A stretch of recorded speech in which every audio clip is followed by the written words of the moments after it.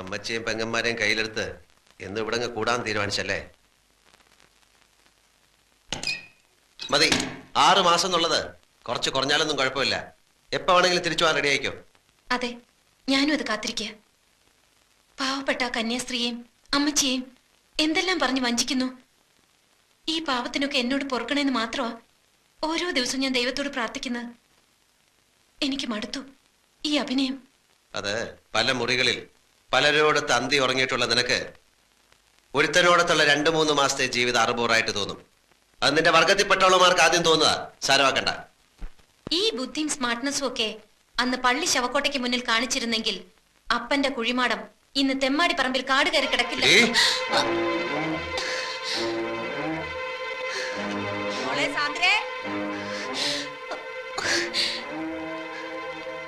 എനിക്കറിയാം ഇക്കാര്യം പറഞ്ഞാൽ നിങ്ങൾക്ക് ഉത്തരം മുട്ടുമെന്ന്. നിങ്ങളൊന്ന് തോൽക്കുന്നത് കാണാൻ വേണ്ടി മാത്രം പറഞ്ഞതാ. മഹത്തായ വിജയങ്ങൾക്കിടയിൽ ചെറിയ ചെറിയ ചില തോൽവികൾ നല്ലതാ.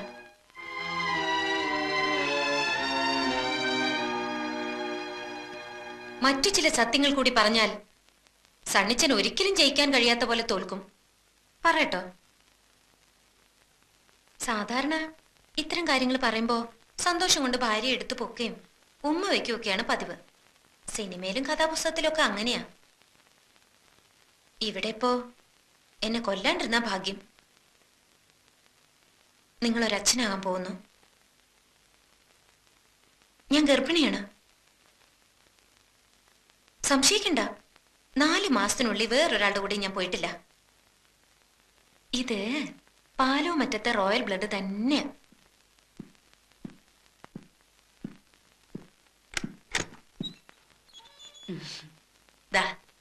ദേ മോളെ, ഇനി പടികൾ കയറുന്നതും ഇറങ്ങുന്നതും ഒക്കെ സൂക്ഷിച്ചു വേണം. ഇനി അവന് കാപ്പിയും ചായയൊക്കെ വേണമെങ്കിൽ രമണി കൊണ്ട് കൊടുക്കും.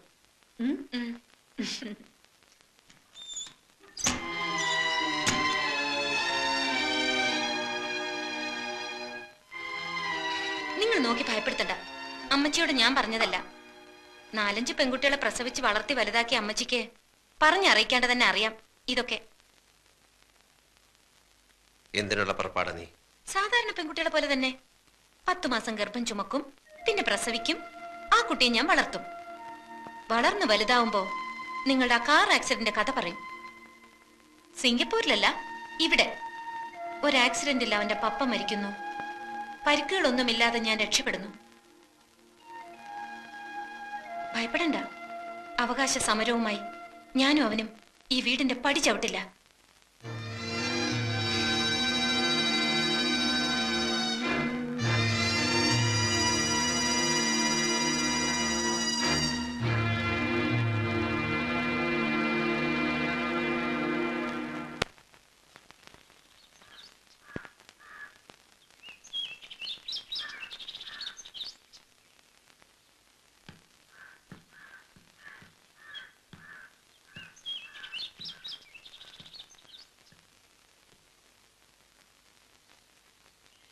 സണ്ണിച്ച, നീ ഉച്ച കഴിഞ്ഞ് വല്ലയിടത്തും പോകുന്നുണ്ടോ?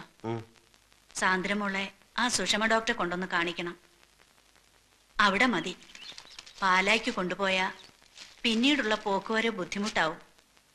ഇനി എല്ലാ മാസവും പോണല്ലോ. മോളോട് ഒരുങ്ങിക്കൊള്ളാൻ പറ. നീയും കൂടി വരുന്നെങ്കി വാ. ഞങ്ങൾ പൊയ്ക്കോളാം. അമ്മച്ചി വരണ്ട, എനിക്ക് ടൗണിൽ പോയിട്ട് കുറച്ച് കാര്യങ്ങളുണ്ട്.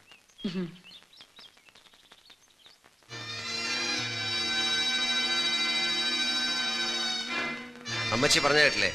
ഹോസ്പിറ്റലിൽ പോകാൻ റെഡിയാവ് ചെക്കപ്പിന്. ഇനി മാസാമാസം ചെക്കപ്പ്, വിശ്രമം, പോഷകാഹാരം. കൊച്ചു മിടുക്കി തന്നെ നീ.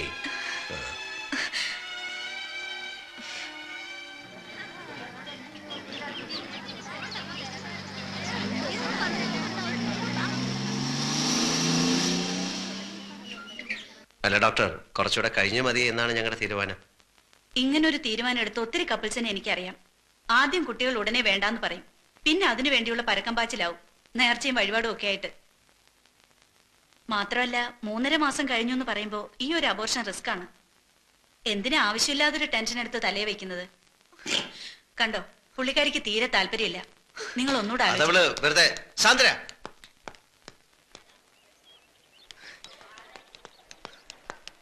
ചന്ദ്ര, ആദ്യമേ എനിക്ക് തോന്നി ഇതിലെന്തോ ചതിയുണ്ടെന്ന്. ഞാൻ മരിച്ചാൽ ഇത് നശിപ്പിക്കാൻ സമ്മതിക്കില്ല. ഇക്കാര്യത്തിന് മത്സരിച്ച് ഈ തേവിടിച്ച പെണ്ണിനോട് തോൽക്കാൻ നിൽക്കണ്ട.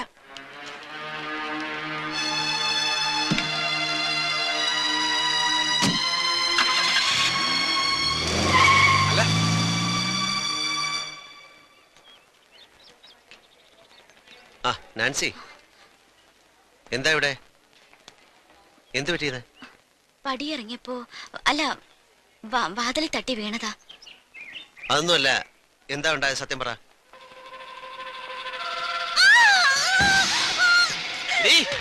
എനിക്കറിയാം നിന്റെ ഇവിടുത്തെ ചുറ്റിക്കളിയൊക്കെ. പാനോ മറ്റത്തെ സണ്ണിച്ചെന്നെ അടുത്തില്ലല്ലോ നിന്റെ ഈ പാതിവൃത്തി ഒന്നും. മിണ്ടി പോവരുത്, ചവിട്ടി കൊന്നുകളയും ഞാൻ.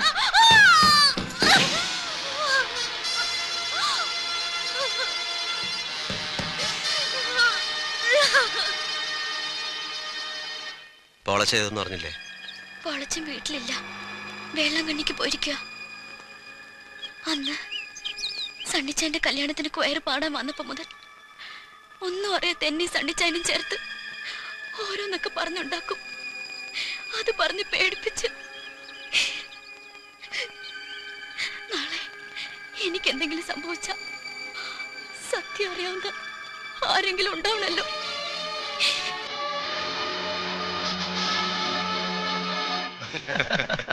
ഒരു ലക്ഷം മതി. പക്ഷെ വേറൊരു കാര്യമുണ്ട്, പറയാം. ടോമിയോട് പേഴ്സണലായിട്ടൊരു കാര്യം സംസാരിക്കാനുണ്ട്. പ്ലീസ് ഒന്ന് വന്നേ. കം.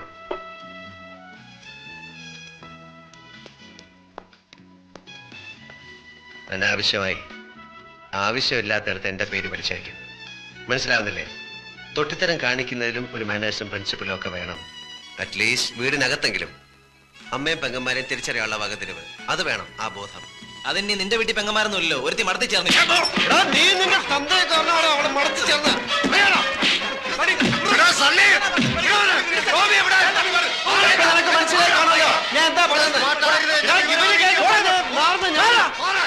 പുല്ലാങ്കുന്നേലെയാണ് വായെ തൂങ്ങി നീ കുറെ കളി കളിച്ചു. ഇനി ഇന്ന് മുതൽ ഞങ്ങൾ കളിക്കാൻ പോകാം. നിനക്ക് എന്താണ് ചെയ്യാണെന്ന് വെച്ചാൽ ചെയ്തോ. യോമാനെ തൊട്ടാൽ നമ്മുടെ കൈ നാറും. എങ്ങനെയായിരുന്നു എന്റെ പെർഫോമൻസ്? കുറച്ച് നാളായിട്ട് യോമാർക്കിട്ട് ഒരു കൊട്ടു കൊടുക്കണമെന്ന് വിചാരിച്ചിരിക്കായിരുന്നു. യോമാനെ നമുക്ക് ഡീലേ സണിച്ചാ കാണിച്ചു.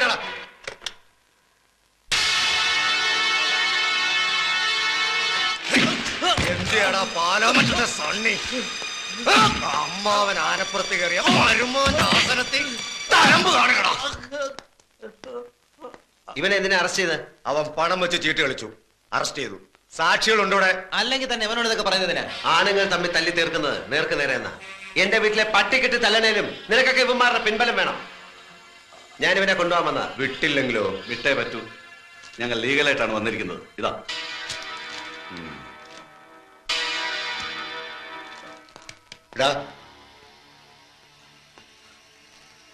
ഇതേ ലോക്കപ്പിൽ നീ വീണ്ടും വരും. എന്റെ ദേഹത്ത് കാക്കിയുണ്ടെങ്കിൽ അപ്പൊ കാണാം. അന്ന് നീ തല്ലിയ ഉടുതുണിക്ക് മറുതുണിയില്ലാത്ത ദരിദ്രവാസി സണ്ണിയല്ല ഞാൻ. ഇന്നെനിക്ക് എന്തൊക്കെ ചെയ്യാൻ കഴിയും നിനക്ക് സ്വപ്നം പോലും കാണാൻ പറ്റില്ല. അതുകൊണ്ട് കാണാം.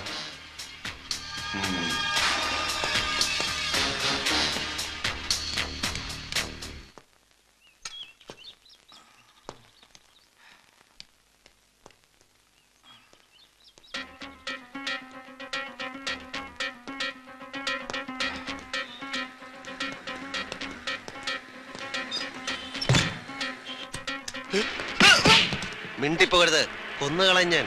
അതിനും തയ്യാറായ ഞാൻ വന്നിരിക്കുന്നത്. ഒരു മെഡിക്കൽ സർട്ടിഫിക്കറ്റ്, പൈലി പോലീസ് ലോക്കപ്പിൽ വെച്ച് ക്രൂരമായ മർദ്ദനത്തിനിരയായി എന്ന് തെളിയിക്കുന്ന ഡോക്ടറുടെ വിലയേറിയ ഒരു സർട്ടിഫിക്കറ്റ്. നീ അവന്റെ രോഗവിവരം ഇവിടുത്തെ രജിസ്റ്ററിൽ എങ്ങനെ എഴുതുമെന്ന് എനിക്കറിയാം. ബാത്റൂമിൽ വീണെന്നോ അല്ലെങ്കിൽ മറ്റേ ലോറി ഇടിച്ചെന്നോ കള്ളക്കഥ ചമയ്ക്കാനും കള്ള പോസ്റ്റ്മോർട്ടം സർട്ടിഫിക്കറ്റ് കൊടുക്കാനും നീ സമർത്ഥനാണെന്ന് അന്ന് വർഷങ്ങൾക്ക് മുമ്പ് എന്റെ അപ്പന്റെ കാര്യത്തിൽ തെളിയിച്ചത്. അതുകൊണ്ട് തന്നെയാണോ മറ്റൊരു ആശുപത്രിയിലും കൊണ്ടുപോകാതെ പൈലെ ഇവിടെ തന്നെ ഞാൻ കൊണ്ടുവന്നത്. എഴുത് എഴുത്.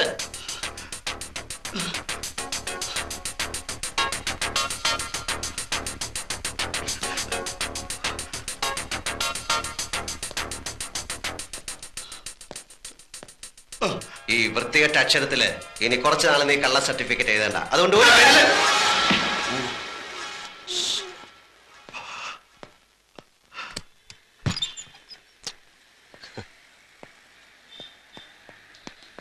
വക്കീൽ സാറേ, എന്ത് ഒഫൻസ് ആയാലും ഈ മെഡിക്കൽ സർട്ടിഫിക്കറ്റ് വെച്ച് CI ദാമോദരൻ നായരെ ഒരു ദിവസത്തേക്ക് സസ്പെൻഡ് ചെയ്യിക്കാൻ സാറിന് പറ്റുമോ?